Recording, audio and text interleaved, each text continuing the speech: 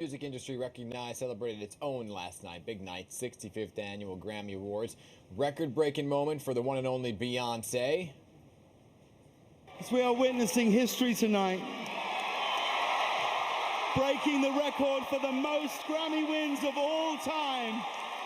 Be upstanding and show your respect. It's Renaissance, Beyonce.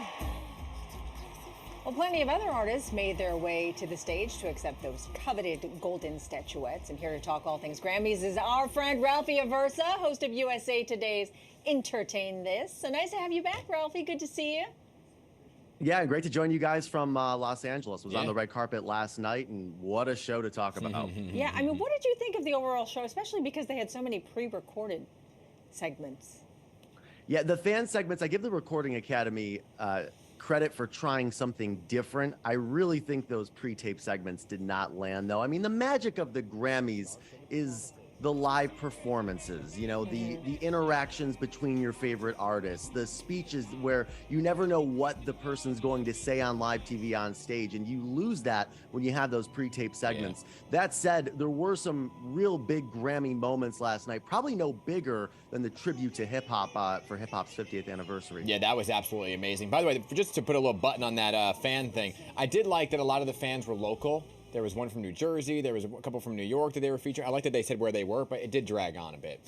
So performances, you said the hip-hop one, right? I thought the kicked off with Bad Bunny was just fantastic right away. Got the energy going.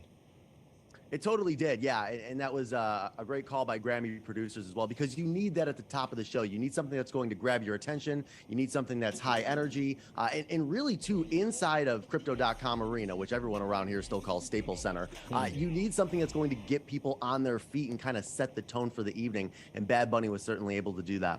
Yeah, as we mentioned, Beyonce won her 32nd Grammy. She was also the most nominated artist. So what are your thoughts about her achieving this huge milestone, and maybe was she possibly snubbed in one category?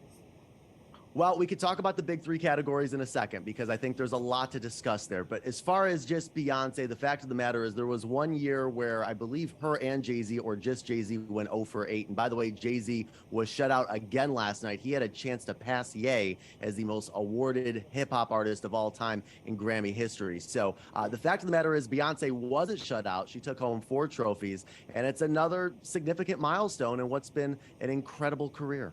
Yeah, I mean, certainly an incredible career. By the way, she wasn't there for her first one because of traffic.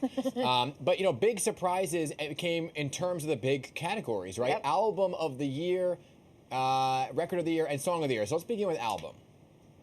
Okay, so overall with the big three, I think we thought the 2023 Grammys were going to be like the 2017 Grammys, where, if you remember, you had Adele's 25, Beyonce's Lemonade. Adele ended up winning. So we thought, is this the year that Beyonce wins? And instead, neither of them won any of the big three categories. Harry Styles, I will say this. I'm not going to sit here and argue whether his album was better than any of the other ones, but it was good enough to be album of the year. It was my favorite album of 2022, that's for sure. Yeah. Before we let you go, we want to talk about Viola Davis. I mean, come on. She won a Grammy, making her an EGOT finally, right? And she was given the award prior to the televised show. But when she did present, they made an announcement, and the audience stood up and cheered. What was that like to be a part of that?